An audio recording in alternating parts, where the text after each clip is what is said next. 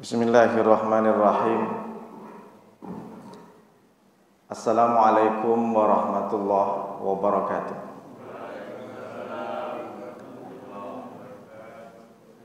Alhamdulillahi ala ni'amihi fi hadha syahri Ramadan alladhi unzila fihi al-Qur'an hudan linnas wa bayyinatin minal huda wal furqan. Wassalatu wassalamu ala rasulillah sayyidina Muhammadin khairil anbiya'i wal insan wa ala alihi wa ashabihi wa man tabi'ahu min ahli sidqi wal karamati wal ihsan. Allahumma salli wa sallim wa barik ala sayyidina Muhammad wa ala ali sayyidina Muhammad. Amma ba'd. Yang sama-sama kita hormati Pak Ketua Masjid Al-Mukhlisin, pengurus, Bapak Ibu, para alim ulama, para asatid, para kiai, tokoh masyarakat, Pak RT, Pak RW, Bapak Ibu yang tak bisa sebutkan satu persatu, insyaallah yang hadir pada kajian subuh kali ini dimuliakan Allah Subhanahu wa taala. Bersyukur kita kepada Allah dengan ucapan alhamdulillah, berselawat kita kepada Rasulullah dengan ucapan Allahumma shalli ala sayyidina Muhammad wa ala ali sayyidina Muhammad. Bapak Ibu yang dimuliakan oleh Allah Subhanahu wa taala, detik-detik kita sudah meninggalkan Ramadan. Kita meninggalkan Ramadan atau Ramadan yang akan meninggalkan kita, tinggal bagaimana nanti kita akan bermuhasabah diri. Apakah ketika Ramadan sudah pergi kita yang sedih atau justru kita akan bahagia? Tergantung bagaimana cara maknanya. Tentu kalau kita sudah keluar dari Ramadan bahagia karena kita optimis bahwa kita akan sudah diampuni dosanya. Kalau ada yang sedih boleh jadi karena begitu besar kita ingin berharap ridho dari Allah, tak puas dikasih ibadah 30 hari atau 29 hari di bulan Ramadan. Tergantung bagaimana kita memaknainya. Karena Rasulullah ketika naik mimbar tangga yang ketiga khutbah Idul Fitri, tiba-tiba malaikat Jibril berdoa dan menyampaikan kepada Nabi, bu'dan liman adraka Ramadan falam yufarlah. Muhammad, celaka orang yang sudah disampaikan di Ramadan, dia sehat, hartanya banyak, jantungnya tidak pakai ring, kemudian badannya masih tegap, bisa jalan ke masjid, tapi ternyata dosanya masih menumpuk. Kata Rasulullah, amin. Ini membuktikan bahwa malaikat Jibril menyindir kepada umat Nabi Muhammad, bahwa suatu saat nanti Muhammad, umatmu begitu banyak dia disampaikan di Ramadan, sementara yang lain sudah meninggal sebelum Ramadan. Mereka dikasih kesempatan di bulan Ramadan agar dosa-dosanya diampuni oleh Allah, tapi ternyata lepas dari Ramadan masih saja banyak sisa-sisa dosa dan salah. Nauzubillah min dzalik. Maka Bapak Ibu, 4 hari atau 5 hari ke depan jangan sia-siakan untuk mencari salah satunya. Yang paling hebat kita beramal adalah malam Lailatul Qadar, malam kemuliaan. Maka judul nanti ini Pak Ketua, judulnya antara Lailatul Qadar dan Al-Quran. Kenapa saya sandingkan? Karena mulianya Lailatul Qadar bukan karena malamnya. Malam banyak malam. Malam Senin, malam Selasa, malam Rabu. Sebelum Ramadan malam itu sama. Dan bahkan di Ramadan Lailatul Qadar itu pasti Allah turunkan, cuma kita tidak tahu. Itulah rahasia Allah. Kalau sempat kita tahu Lailatul Qadar itu kapan turun ke kita, maka tidak ada orang yang beramal lagi. Pak Haji, ya, tak sholat subuh lagi Pak Haji. Tak usah lah, kena udah dapat Lailatul Qadar. Masuk di WA, Anda dapat Lailatul Qadar. Maka sampai kapanpun, dan Rasulullah hanya memotivasi kita, taharrau Lailatul Qadri fil ashril awakhir. Carilah Lailatul Qadar itu di 10 terakhir di bulan Ramadan. Kita masih ada kesempatan 4 hari lagi. Kita tidak tahu hari kapan, malam kapan Lailatul Qadar itu turun.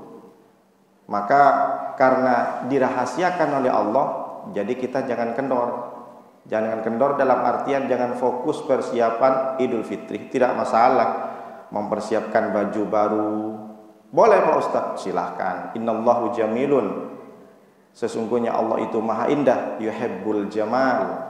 Allah juga menyukai keindahan. Kita beli baju baru anak, beli baju suami, beli baju istri adalah sebuah bentuk untuk kita mempercantik, memperindah kita menyambut Idul Fitri. Tidak masalah. Tapi jangan sampai fi ghairi sarafin au makhilatin. Jangan sampai membeli baju itu karena boros, karena menghambur-hamburkan. Beli baju sampai selemari misalkan di Idul Fitri. Cukup 2-3 potong itu sudah banyak. Wala makhilatin bukan karena berbangga-bangga diri. Berapa banyak orang balik kampung biar terlihat nampak eksklusif, nampak prestis. Dia beli baju sehingga nanti di kampung nampak kali baju dia yang mengkilat misalkan. Tujuannya makhilah, kesombongan. Tidak boleh. Jadi jangan terlalu fokus kepada bagaimana caranya menyambut bulan Ramadan dengan menyediakan berbagai kue misalkan. Mau menyediakan kue untuk menyambut tamu tidak masalah, tapi jangan menghambur-hamburkan. Ingat bahwa ada zakat mal yang berhak kita bagikan kepada fakir miskin. Hitung harta kita berapa banyak di rekening. Aset kita rumah 1, mobil 2, 3 motor. Agar lebih bersih, hitung aja semua. Tapi ini kan tidak bergerak Pak Ustadz.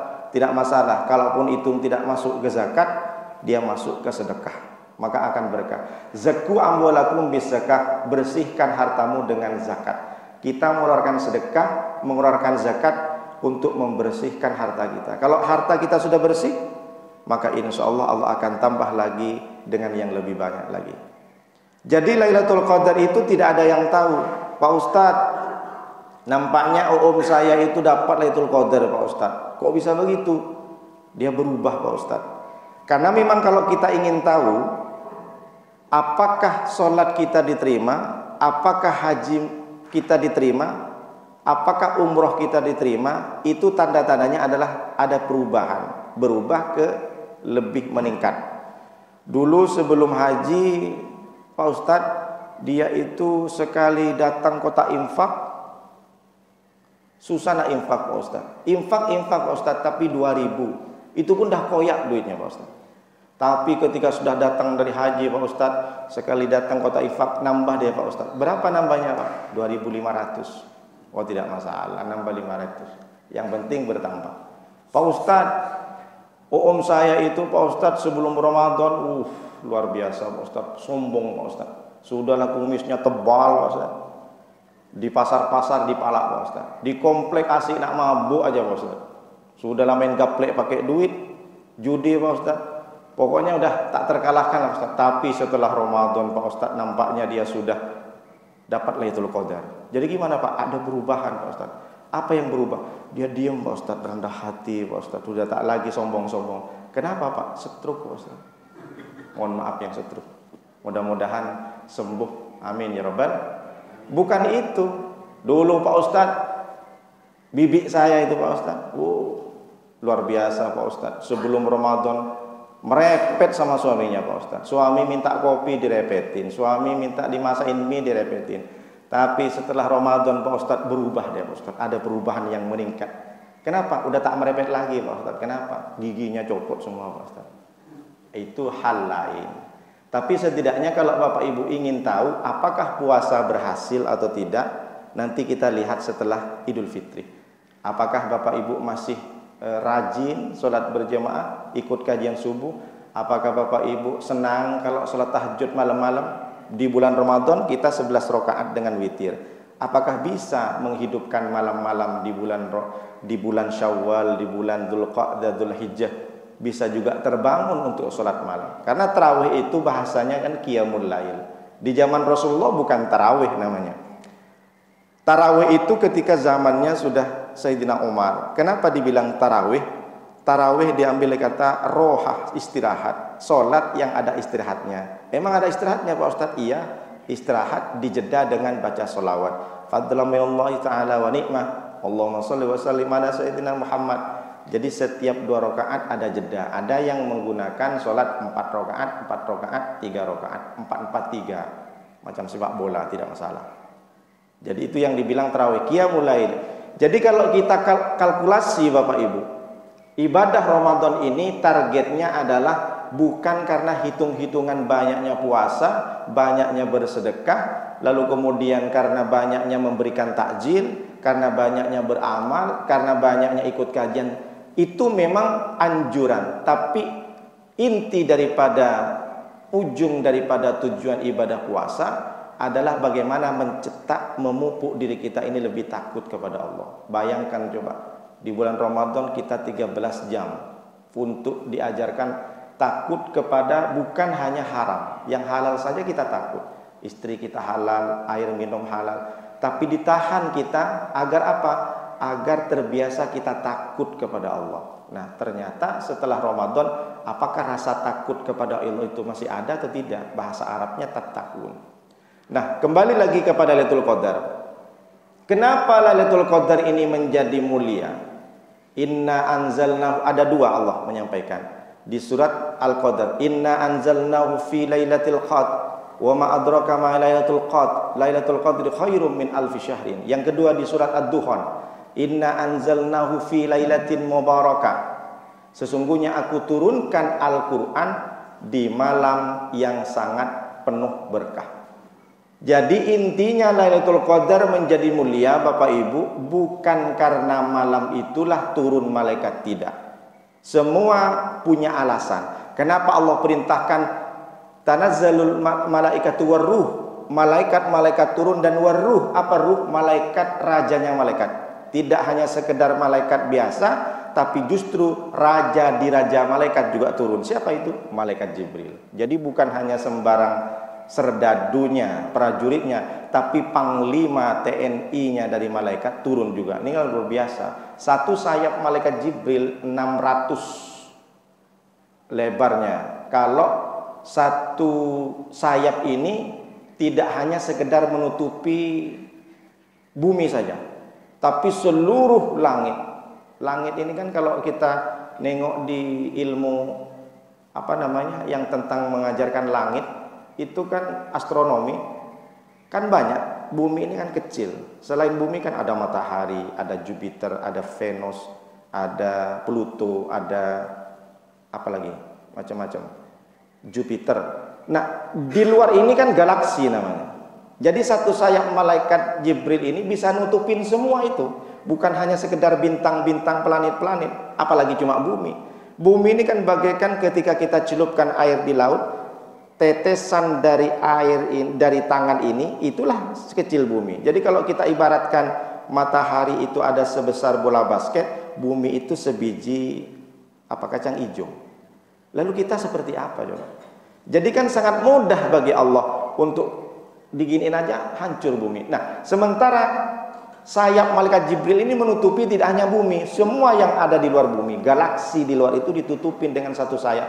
Cuma bagaimana kok bisa turun ke bumi malaikat Jibril? Karena memang malaikat Jibril dari sinar, bukan dari benda. Jadi perwujudan beliau itu berwujud dengan sinar. Sinar sebesar apapun voltnya, wattnya, kalau masuk ke ruangan pasti masuk. Karena dia berbentuk sinar, bukan berbentuk benda padat.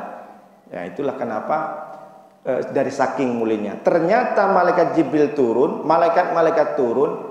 Dan begitu bernilainya kita beramal di Lailatul Qadar bukan karena malamnya. Ternyata Allah menggunakan kalimat inna anzalnahu fi lailatul qadar. Sesungguhnya aku turunkan Al-Quran di malam Lailatul Qadar. Apa maknanya? Bahwa malam yang malam seperti biasa di luar Ramadan itu sama.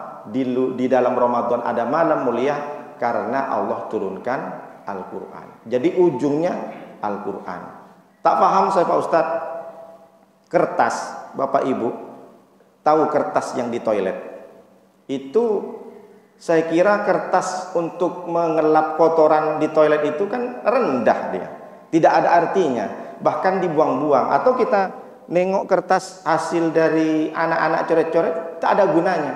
Tapi ketika kertas itu ditulis Qul huwallahu ahad, Allahus somad, maka orang takut untuk menginjak kertas, padahal kertasnya kertas tisu toilet.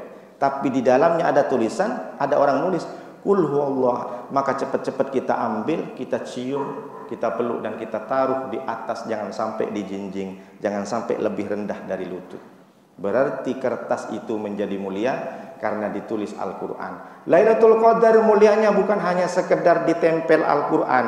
Allah mengatakan khairum min alfi syahrin, lebih baik daripada 1000 bulan. Kalau ada orang beramal iktikaf dan dia dapat di malam Lailatul Qadar, maka dilipat gandakan pahalanya itu 1000 bulan. 1000 bulan kalau dikonversi ke tahun, 83 years, ada 83 tahun. Jadi kalau kita ngaji Yasin, sama halnya kita ngaji Yasin sekali kalikan 83 tahun. Jadi kalau kita membaca Fatihah pas di malam Lailatul Qadar, seakan-akan kita baca Fatihah 83 tahun tak berhenti. Bayangin coba. Kalau kita ngaji mungkin bisa satu Ramadan hanya 30 juz hatam sekali misalkan. Tapi kalau kita sampai pada malam Lailatul Qadar, kita baca istighfar sekali saja dan tepat pada malam Lailatul Qadar, berarti seakan-akan kita baca Astaghfirullahaladzim selama 83 tahun lamanya, tidak berhenti, tidak ada jeda. Coba apa tak luar biasa. Apalagi kita sholat tahajud, kita iktikaf, kita bersedekah. Bahkan ada yang mengatakan kalau di malam Lailatul Qadar dia masih jomblo, maka jomblonya sama dengan jomblo 83 tahun. Nah, gitulah kalau kita satirkan gitu. Jadi dari saking mulianya Lailatul Qadar, bagaimana ceritanya Lailatul Qadar ini bisa turun? Jadi satu ketika ada 4 sahabat datang ke Rasulullah. Tiba-tiba duduk, Rasulullah menyampaikan tausiahnya. Dulu di Bani Israel ada orang yang kerjaannya setiap hari dia berperang, malamnya dia tahajud, qiyamul lail, siangnya perang, malamnya tahajud, siangnya perang, malamnya ngaji Al-Quran, terus selama 83 tahun. Jadi kata Rasulullah, dan ini sudah dijamin masuk surga karena dia tidak ada kesempatan untuk bermaksiat. Sibuk, malamnya perang, siangnya perang, malamnya sholat tahajud. Jadi 4 sahabat ini yang di depan Rasulullah langsung menangis. Kenapa kau menangis? Jadi bagaimana ya Rasulullah kami ini masuk surga, kalau ternyata di zaman sebelum kita, sebelum Islam ini ternyata ada orang yang soleh yang luar biasa amalnya. Lalu kita gimana Rasulullah, kira-kira masuk surga atau tidak? Menangis mereka, iri. Sementara kita umur tak sampai 83 tahun ya Rasulullah. Kita mungkin mentok-mentoknya 70. Kalau sudah 70 itu sudah bonus. Kalau sampai 80 bukan bonus lagi. Dia bikin susah anaknya.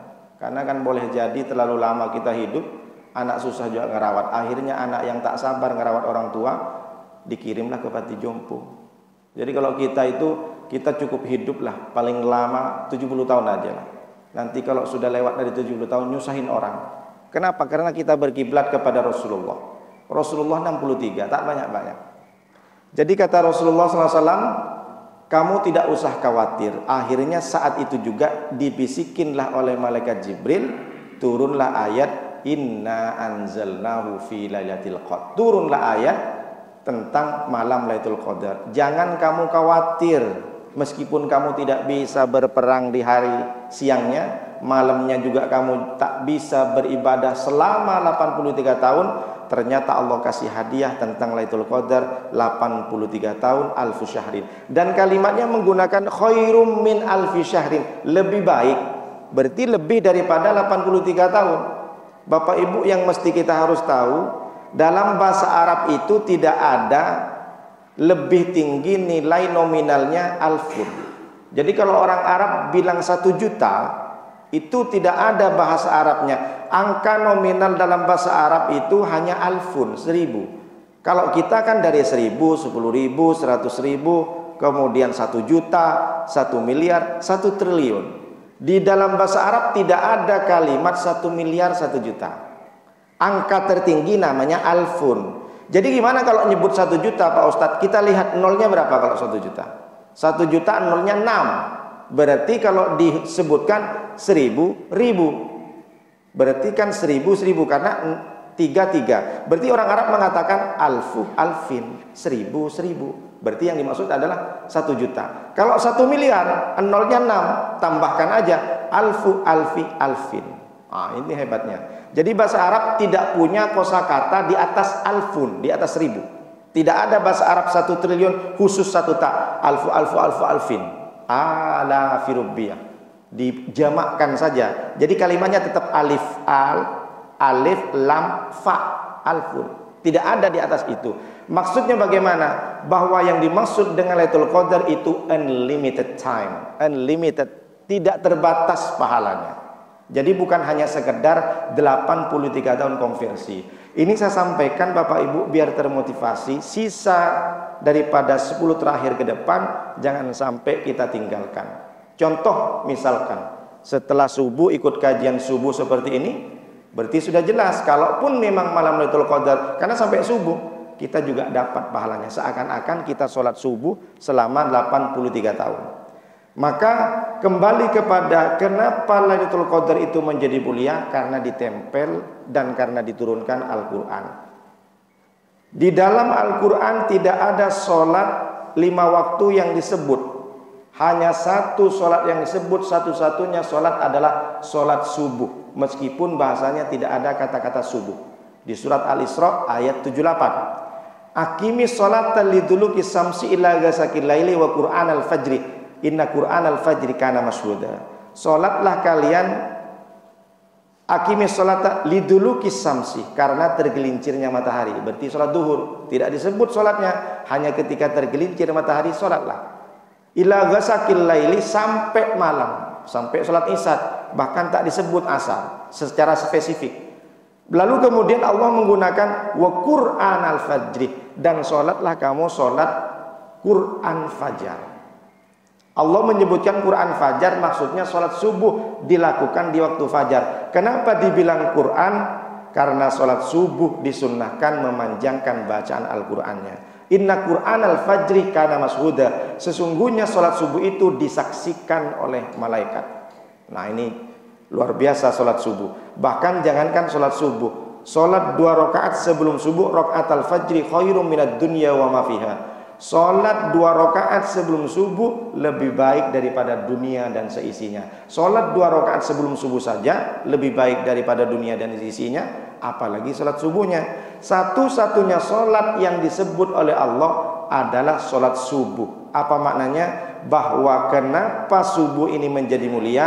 Karena dipanjangkan ketika zaman Rasulullah. Rasulullah bisa sampai berjuz-juz membacakan ayat Al-Quran. Jadi lagi-lagi bahwa sholat ini bisa menjadi mulia karena Al-Quran. Sholat sunat, banyak sholat sunat, sholat sunat taubat, sholat sunat hajat, sholat sunat awabin, sholat sunat rawatib, sholat sunat mutlak, sholat sunat duha, sholat sunat wudhu, banyak sholat sunat. Tapi satu sholat sunat yang disebutkan oleh Al-Quran, kata Allah di surat Al-Isra 79 setelah tadi, wa minal laili fatahajjat bihi nafilatan laka asa ayyam ataka rabbuka maqaman mahmuda wa qul rabbi adkhilni mudkhala sidqin wa akhrijni mukhraja sidqin waj'al li min ladunka sultanan nasira. Dari sepertiga malam bangunlah engkau melaksanakan sholat tahajud sebagai nafilah tambahan dari sholat-sholat lain. Berarti sholat satu-satunya yang disebut dalam Al-Quran sholat sunat adalah sholat-sholat tahajud. Kenapa? Karena sholat-sholat tahajud disunnahkan untuk membaca Al-Quran agak banyak. Lagi-lagi sholat sunat satu-satunya disebut di Al-Quran karena dia menjadi mulia ditempel dengan Al-Quran. Kenapa bisa sholat sunat tahajud itu menjadi mulia? Karena dibacakan Al-Quran. Dalam badan kita ini ada 3 liter darah. Dalam badan kita ini, kalau kata Pak Dokter, banyak air. Isinya dalam badan kita ini air. Kalau kita misalkan sobek badan kita ini, yang keluar kira-kira kabel atau besi? Air. Kalau Robocop pasti kabel atau transformer. Kalau kita digores, sap, ini keluar air. Berarti dalam badan kita ini ada 3 liter air. Kalau sampai 3 liter darah berupa cairan itu tumpah, mati kita. Apa maknanya? bahwa kalau Bapak Ibu ketik di Google, ambil Google, ketik, tulis di situ The Miracle of Water.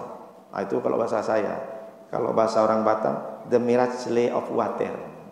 Ketik di situ up, maka keluar gambar air, di mana air tersebut ada timbul di dalamnya molekul-molekul cahaya yang persegi 8 seperti bunga. Yang meneliti bukan orang Islam, yang meneliti orang Jepang. Kenapa keajaiban air itu memiliki sinar cahaya seperti bunga persegi 8? Karena air itu dibacakan Al-Quran. Makanya ketika istighosah dengan ulama dan ustadz, ditaruhlah air Sanford, air aqua dan macam-macam, mendi, dibuka botolnya agar bacaan-bacaan Al-Quran dimasuk ke dalam air tersebut. Karena air yang dibacakan Al-Quran, dia merespon dan keluar cahaya molekul. Yang meneliti bukan orang Islam, tapi orang Jepang. Sama dengan kita bangun tengah malam, kita sholat tahajud, maka air yang ada dalam badan kita merespon menjadi positif dan akan menimbulkan cahaya. Luar biasa. Itulah kenapa sholat tahajud sangat mulia, sholat sunat itu, dan menjadi sholat sunat yang banyak pahalanya. Bahkan Allah menyampaikan turun dari langit, bukan berarti Allah melayang, tidak. Bahwa Allah, semua apa yang kalian doa di tengah malam itu untuk sholat tahajud, aku dengar dan aku kabulkan. Meskipun cara mengabulkannya bukan langsung cash and carry. Ya Allah, saya minta mobil Pajero besok. Oh Rasulullah, Allah nih hoak, katanya sudah diterima. Ya tak mungkin langsung, harus ada dengan usaha. Jadi air bisa merespon dengan dibacakan Al-Quran. Begitu juga badan kita, kalau kita bangun tengah malam, kita sholat tahajud, baca Al-Quran, maka air yang ada dalam badan ini juga akan merespon. Itulah begitu hebatnya Al-Quran. Jadi bukan semata-mata Lailatul Qadar itu mulia, ternyata karena inna anzalnahu, saya turunkan Al-Quran. Gua banyak gua di kampung-kampung itu banyak. Ada gua yang dijadikan tempat wisata karena indah. Di dalamnya diukir ada batu atau ada peninggalan zaman dahulu kerajaan. Kita tahu, apalagi di Sumbar banyak gua kan, Pak Ketua. Di kampung saya juga banyak gua. Di Jakarta pun banyak juga gua. Gua lo mati, gua tahlil. Oh itu bukan gua benda tuh Pak Ustadz, gua kamu. Tapi ada satu gua di seluruh dunia yang kakek nenek tua-tua dia merayap ke atas pengen tahu. Padahal guanya biasa dan tidak besar. Kalau berdiri kita masih kena. Jadi harus agak nunduk sedikit gua. Gua apa itu Pak Ustadz? Gua Hira.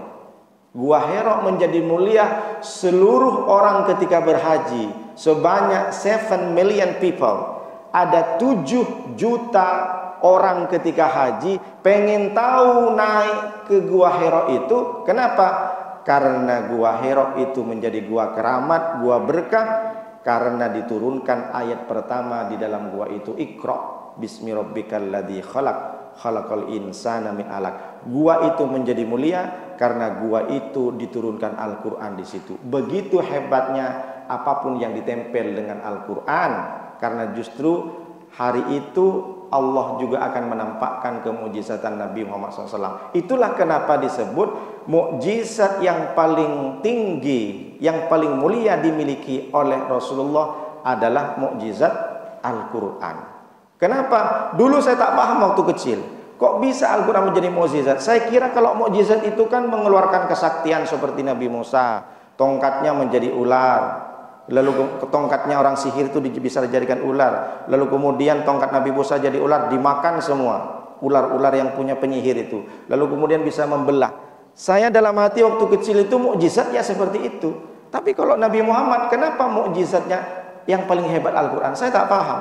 Ternyata Al-Quran yang diturunkan Allah 1400 lamanya, 1400 tahun yang lalu, dia bisa memberikan jawaban kepada masalah-masalah kontemporer, masalah modern pada saat ini. Coba bayangkan, bahasa buku yang mana yang bisa memberikan solusi dalam permasalahan kehidupan? Hanya satu-satunya Al-Quran. Dzalikal kitabu la raiba fih. Al-Quran itu tidak ada keraguan lagi. Maka kalau ada orang yang tidak percaya dengan isi Al-Quran, otomatis dia murtad. dia sudah keluar dari Islam, karena Al-Quran satu-satunya pedoman manusia. Hudal linnas wa bayyinatin minal huda wal furqan. Bahkan Al-Quran itu kata Allah, wa ma nunazzilu ma huwa syifaa'u wa rahmatul lil mu'minin. Al-Quran itu aku turunkan dijadikan sebuah obat dan rahmat.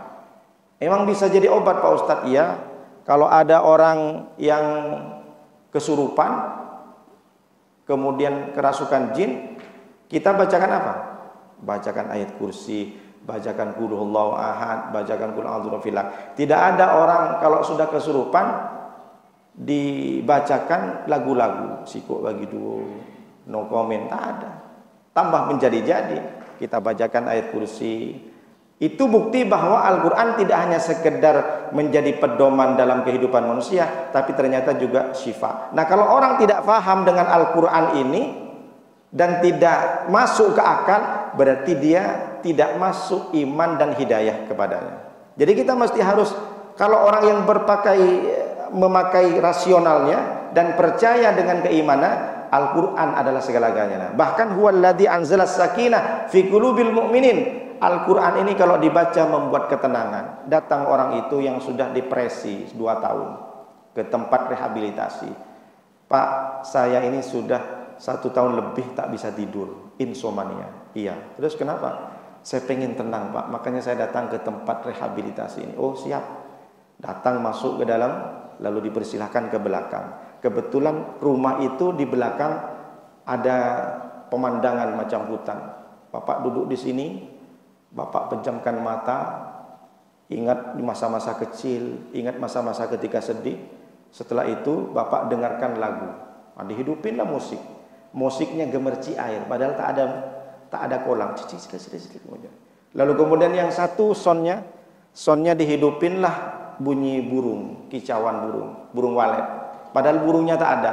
Yang di kanan bunyi gemerci air, yang di kiri bunyi burung walet. Macam ada di sebuah hutan yang rindang, lalu kemudian ada di dekat air gemerci. Bapak pejamkan mata, insya Allah dalam 2 jam 3 jam Bapak akan tenang. Dihidupkanlah. Ini kan yang salah, yang sungsang pikirannya. Masa orang pengen tenang tidak bisa tidur, disuruh dengerin musik instrumental, dan ternyata berapa banyak orang merasakan ketenangan, berarti dia ada yang salah dalam hatinya. Orang tenang itu orang Islam yang beriman, yang percaya dengan Al-Quran, percaya dengan Rasulullah. Ketika dia galau gundah gulana, bukan hidupin musik yang melo-melo melankolis, yang merembes-merembes mili, bikin kita nangis. Tak, bukan seperti itu. Itu hanya sekedar saja. Sama dengan orang ikut seminar. Ikut seminar, ada ikut seminar namanya motivator, itu memberikan, bikin nangis-nangis. Dihidupkan musik gemuruh, entah macam-macam, dimatikan lampu semuanya. Musik dengan melankolis, nangis. Setelah break, suruh minum kopi dan kue, keluar dari hotel, ketawa. Padahal baru saja dia nangis banyak dosa sama orang tua. Selesai dari hotel keluar itu makan, udah ketawa lagi. Yang main skater pakai jeep, main lagi. Jadi tidak ada istilah ada perubahan, karena dia hanya sekejap saja. Dia membuat orang tenang, bukan tenangnya karena berdasarkan Al-Quran. Tapi kalau orang dibacakan Al-Quran, coba saja ketika Bapak Ibu insomnia, tak bisa tidur 2 hari 3 malam, bacaan Al-Quran selembar sudah ngantuk.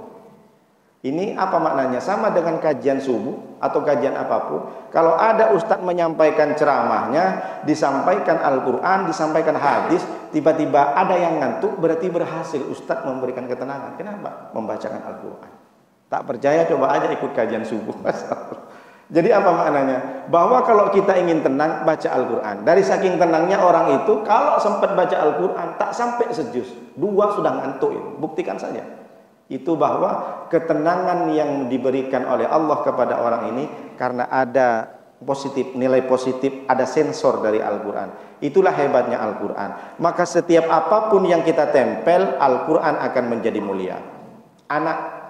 Banyak anak, bukan anak presiden, bukan anak gubernur, anak orang biasa, anak orang wira swasta, pedagang biasa.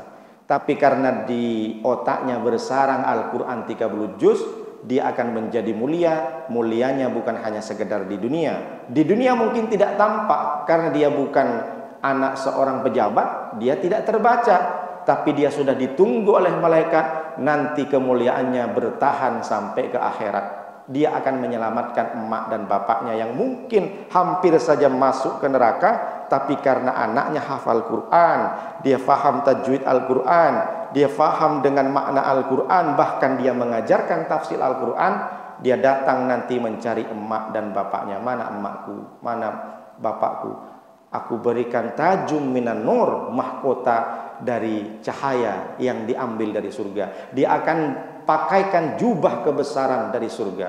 Subhanallah, emak dan bapaknya yang mungkin hampir saja dia sudah masuk ke neraka, masuk ke siksaan Allah, tapi terselamatkan karena emak dan bapaknya sudah membiayai anaknya masuk ke pesantren, membiayai anaknya sudah mengaji Al-Quran. Maka selamatlah anak-anak yang bisa menyelamatkan kepada bapaknya. Jadi syafaat bukan hanya sekedar dari Rasulullah, syafaat bukan hanya sekedar dari Al-Quran, tapi juga anak yang soleh, yang dididik dengan baik, apalagi bersarang di otaknya 30 juz, maka dia akan menjadi anak yang bisa menyelamatkan bapaknya dari siksaan neraka. Dan itulah yang dimaksud kenapa orang tua ketika anaknya masih hidup, perbanyaklah berdoa, terutama ibu. Seorang ibu ini apapun bentuk doanya diterima oleh Allah untuk anaknya. Jangankan doa yang positif, omongan, pembicaraan, perkataan, kalimat, kata-kata yang diucapkan oleh orang tua perempuan kepada anak ini pasti terjadi. Maka seorang ibu hati-hati, jangan sampai mengatakan sesuatu yang buruk tentang anaknya, apalagi sampai mengumpat. Awas nanti kamu ketabrak sama mobil, tabrak betulan mobil. Ada terjadi dulu, saya sudah sampaikan kemarin ke ibu-ibu. Dulu ada namanya Juraij. Juraij ini ulama besar. Orang tuanya itu cuma berdoa, Allahumma la tumithu, Allahumma la tumithu hatta nuriyahul mumisat. Juraij, kamu tidak akan mati sebelum kamu melihat, mohon maaf, wanita PSK, WTS, wanita tunasusila. Karena hanya gara-gara dipanggil tidak menjawab. Juraij, Juraij, Juraij sampai 3 kali. Dia tidak menjawab karena dia berpikir saya sedang sholat. Sholat lebih penting daripada menjawab panggilan ibu saya. Akhirnya ibunya kesel, langsung berdoa, Allahumma la tumithu hatta nuriyahul musimat. Ya Allah, jangan sampai Juraij ini mati sebelum dia melihat WTS. Padahal bunyi doanya bukan difitnah. Dia tidak akan mati kecuali nampak WTS. Tak mungkin seorang Juraij yang kerjaannya cuma mandi, sholat, makan, mandi, sholat, makan, tak pernah kemana-mana. Mana mungkin dia melihat WTS? Tapi ternyata Allah kabulkan perkataan mamanya itu. Datanglah seorang WTS ke warga mengaku saya hamil, dihamilin Juraij. Coba bayangkan, dari mana datangnya kalau bukan Allah dengan sengaja memberikan pelajaran kepada Juraij. Tiba-tiba datang WTS, datang ke sini, misalkan siapa yang jadi ulama di sini, kiai, saya sudah dihamili kiai itu. Apa tak gempar satu desa itu? Semua orang desa itu berunjuk rasa. Habis rumahnya Juraij itu dihancurin, dirobohin. Akhirnya Juraij itu bilang, kalian jangan menghakimi saya dulu. Kita lihat, cek dulu. Betul enggak anak ini anak saya? Gimana caranya? Tunggu dia lahir. Setelah lahir dicucuk sama Juraij, sama kelingking kirinya, pusarnya ini. Maka si anak itu ngaku, man abukah, ditanya sama Juraij, siapa bapakmu? Abi Ro'yil Genam. Bapak saya itu pengembala kambing di sana. Baru orang sadar. Akhirnya orang itu minta maaf ke Juraij. Mereka mengatakan, saya akan bangun rumahmu dengan emas. Kata Juraij, lakin u'iduhu turaban, tak usah repot-repot, kembalikan rumahku seperti sedia kala, bangunlah dari tanah. Juraij adalah ulama, adalah orang ahli ibadah di zaman Bani Israel yang tak pernah punya dosa, bisa kena fitnah dengan wanita tunasusila hanya gara-gara dia tidak menyahut, tidak menjawab panggilan emaknya. Apa yang bisa diambil hikmah? Seorang ibu meskipun marah sama anaknya, tak suka, lagi kesel, jangan sampai keluar perkataan yang tidak baik, terutama yang ibu. Sebaliknya, seorang ibu hari ini anaknya di sekolah, di pesantren, kuliah, jangan pernah berhenti dengan bacaan doanya. Baca Al-Quran, bacaan Al-Quran ini pahalanya saya kirimkan untuk anak saya yang di pendidikan. Maka kalau kita lihat anak itu bisa cerdas bukan karena bapaknya tapi karena ibunya. Jadi kalau pengen cerdas bukan hanya sekedar disekolahkan yang tinggi-tinggi, disekolahkan ke tempat yang mahal, bayarannya 20 juta sebulan misalkan, ke Australia. Tapi seorang ibu dan bapaknya tidak pernah mengangkat tangannya untuk mendoakan anaknya. Maka kadang banyak orang tak paham, kenapa anak saya tak bisa-bisa, padahal sekolahnya sudah keluar negeri, tapi tak ada berhasil sama sekali, tidak ada keberhasilan yang nampak. Cek coba, mungkin kita tak pernah mendoakan. Karena nanti ada timbal balik. Kalau kita sering mendoakan anak, maka nanti kalau sudah tua, anak itu dengan sendirinya dia mendoakan orang tuanya. Kalau masih hidup, doa orang tua ke anak itu diistijabah. Kalau orang tua meninggal, doa anak kepada orang yang sudah meninggal, orang tuanya meninggal, itu diistijabah. Jadi sekali lagi bahwa anak itu menjadi mulia karena Al-Quran. Itulah kenapa disebut hurmatun, haram, amulia. Haram adalah diartikan mulia, diambil dari kata hurmatun. Homer haram. Kenapa dibilang haram? Kalau kita meninggalkan homer, meninggalkan judi, akan menjadi orang mulia. Pak Ustadz, tapi ada kok orang yang mulia itu bukan karena Al-Quran. Kenapa? Dia punya jabatan Pak Ustadz, punya jas, punya dasi. Itu kan karena mulia di depan mata orang karena waktu menjabat.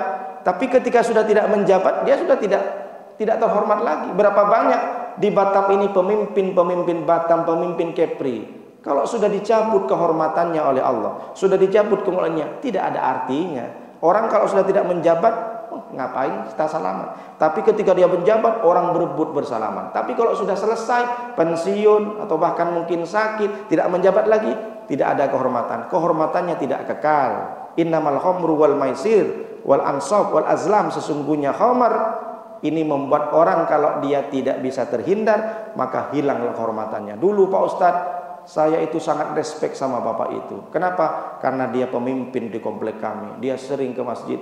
Tapi sekali nengok dia sudah mabuk di kafe Pak Ustadz, saya sudah tidak respect lagi, dicabut kehormatannya. Bapak kok bisa tahu kalau dia mabuk? Saya mabuk juga Pak Ustadz. Oh, sama 11-12 namanya. Orang kalau sudah ditampakkan oleh Allah dengan kemaksiatannya, maka tidak akan menjadi mulia. Itulah kenapa kita mesti jauhin maksiat. Sehebat apapun kita, kalau sudah melakukan kemaksiatan itu, akan dicabut oleh Allah kehormatannya. Nah, sama dengan ketika kita orang, mohon maaf, dia adalah seorang dermawan, dia ngasih banyak, tapi dia dengar bahwa dia kena kasus asusila misalkan, mohon maaf, ada terkena kasus penjabulan atau selingkuh atau merebut bini orang atau berbini lagi misalkan dengan cara yang bukan syariah, maka dia akan luntur, berarti kan tidak kekal kehormatannya. Dia dicabut oleh Allah karena kehormatan dengan masalah yang berhubungan dengan zina. Itulah kenapa Allah menyampaikan wala taqrabuz zina innahu kana fahisyah. Jangan engkau dekatin zina karena zina itu adalah perbuatan keji.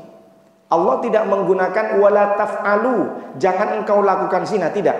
Wala taqrabuz zina, jangan dekatin zina karena zina itu adalah perbuatan yang keji. Apa hubungannya coba? Orang berzina bisa membuat dia keji, jahat luar biasa. Ternyata dulu wala taqrabuz zina turun ayat itu karena ada cerita Bani Israel. Ada seorang ahli ibadah, dia kerjaannya sama dengan Juret, tidak pernah berhenti beribadah. Dia hanya berhenti karena dia makan dan ke toilet.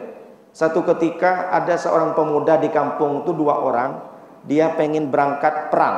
Dia punya adik gadis perempuan 1. Dia bingung mau dititipkan kemana. Dititip ke orang yang berdagang, nanti adikku ini akan dijual. Dititip ke orang itu, nanti dia akan dijahatin. Dititip ke orang ini, nanti dia dijadikan budak dan segala macam. Akhirnya dia pikir, ketemulah, oh di sana, di ujung sana, di sudut di desa itu ada seorang ahli ibadah. Kita titipkan adik kita ini ke kiai itu. Dua pemuda ini mau berangkat perang, ada sekitar 3 bulan lamanya, mau perang keluar. Akhirnya datang ke Pak Kiai itu, misalkan dengan bahasa Indonesianya, Pak Kiai, mohon maaf, saya ini berdua mau berangkat perang. Saya punya adik gadis, saya titipkan ke Pak Kiai. Tolong didik, kalau sempat didik, kalau tak bisa setidaknya mohon Pak Kiai jangan sampai adik saya ini celaka, kena musibah atau lain sebagainya. Oh siap, berangkat. Bulan pertama biasa saja, tidak ada yang berbeda. Tapi lama-lama Pak Kiai sering melihat perempuan dan gadis ini, kan tinggal dibikinkan rumah di samping Pak Kiainya. Akhirnya Pak Kiai terketuk untuk menyuruh ngasih makanan. Karena Pak Kiai ini misalkan kalau sekarang dia itu diantar laundrynya, baju yang setrika diantar, makanan diantar. Sejak ada gadis itu, orang yang biasa ngantar sudah tidak boleh bekerja lagi di situ. Tinggal gadis ini yang disuruh mencuci baju Pak Kiai, ngantarkan makanannya. Setiap hari dia lihat, karena memang tidak pakai cadar. Itulah gunanya kenapa orang perempuan itu kalau di luar, di Arab itu harus pakai cadar niqab. Tapi kalau orang pakai cadar di Indonesia kan kebanyakan dibilang teroris.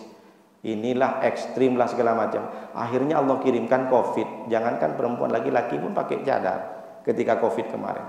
Jadi setelah lama-lama dia mengantar makanan, mencuci pakaian, dilihat sama Pak Kiai, tertarik. Setelah tertarik lama-lama, terjadilah apa yang tidak diinginkan, sampailah gadis ini hamil. Nauzubillah min dzalik. Setelah hamil dia panik, sementara dengar kabar bahwa abang keduanya ini sebentar lagi akan datang pulang. Panik dia, akhirnya ketakutan, dikasihlah racun di dalam minuman si perempuan. Ini yang dimaksud kenapa wala taqrabuz zina innahu kana fahisyah. Berbuat keji, memang berawal dari zina tapi dia termasuk keji. Ternyata setelah orang berzina bisa pula dia membunuh. Akhirnya matilah perempuan ini dalam keadaan hamil besar. Panik dia, mau dikuburkan di mana? Dikuburkanlah di bawah tempat sholatnya, digali di tempat sholatnya itu, ditutup, dirapikan lagi, beres, disemen. Pulanglah abangnya yang kedua, marah dia, kemana adikku? Kenapa Pak Kiai tak jaga? Aku bukan tak jaga, aku sibuk sholat, aku sibuk berzikir, tak sempat aku nengok. Jadi kemana? Tahulah, tiba-tiba dia pergi. Lama, seminggu, 2 minggu, ternyata abang yang kedua-duanya ini bermimpi. Malaikat datang memberikan kabar bahwa adiknya itu berupa ruh dalam mimpinya, tapi malaikat yang menyampaikan, saya bang bukan pergi dari rumah Pak Kiai, saya ini dibunuh dalam keadaan hamil. Kalau abang tak percaya, galilah di tempat ketika Pak Kiai itu sholat. Akhirnya ngamuk-ngamuk abangnya itu, digali di bawah tempat sholatnya, ada ternyata tulang belulang dari istri. Pas saat itu juga kiainya dipancung langsung sama pemuda kedua. Apa maknanya? Bahwa dengan zina ini memang ada orang melakukan bukan dengan zina, tapi inna sholata tanha anil fahsya. Sesungguhnya sholat berhasil itu kalau menghindar dari fahsya. Ada indikasi zina. Apa indikasi zina? Kalau tak paham, suami gatel, bini gatel itu, sama bini orang, sama laki orang. Itu maksudnya. Faman farada fihinal hajj fala rafasa. Orang yang haji yang berhasil dia tidak rofas. Rofas itu apa? Dosa ada indikasi zina. Nengok sesuatu video yang vulgar, katanya sudah sholat, katanya sudah umroh, tapi di Facebook masih nengok yang buka aurat, di Instagram masih nengok. Itu namanya dosa fahsya, dosa yang ada indikasi zina. Rofasah, dosa yang ada indikasi zina. Karena kenapa? Karena setan untuk menggoda orang melakukan zina itu dengan 6 cara. Yang pertama, fanadiratun. Pertama biasa saja. Pertama setan menggoda dengan cara memandang. Dipandang dulu perempuan ini. Fanadiratun. Setelah fanadiratun, fabtisamatun. Setelah yang perempuan nengok juga, senyum kita, meskipun dengan paksa senyum, agar kita menarik. Setelah fabtisamatun, setelah senyuman, barulah masuk ke fase yang ketiga, fasalamun, berani nyapa. Hai, dari mana? Where are you from? Setelah fasalamun, fakalamun, berbicara lebih banyak lagi. Setelah fakalamun, lalu famauidun, janjian. Mana kita bisa ngopi? Karena sudah kenal, karena sudah bisa bicara, karena sudah WhatsApp, karena sudah japri. Lalu setelah famauidun, faliqaun, setelah famauidun faliqaun, bertemu. Setelah bertemu pasti akan terjadi kemana-mana. Jadi orang yang punya indikasi zina itu digoda oleh setan dengan cara lewat pandangan, dari pandangan pertama turun ke hati, dari hati turun kemana-mana.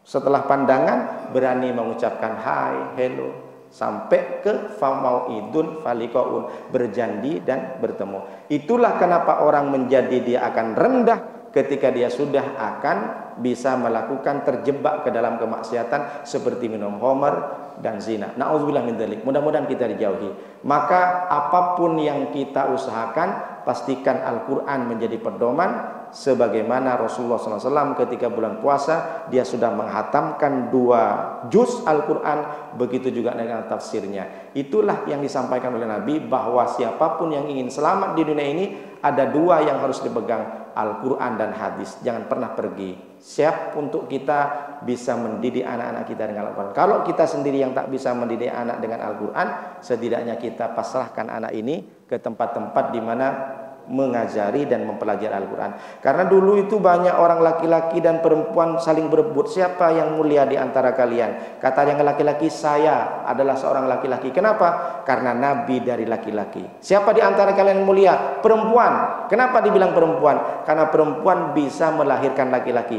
Tak selesai perdebatan ini, lalu Rasulullah menyampaikan, khairukum man ta'allamal Qur'an wa 'allamahu. Sebaik-baik dari kalian adalah orang yang mempelajari Al-Quran dan mengajarinya serta mengamalkannya.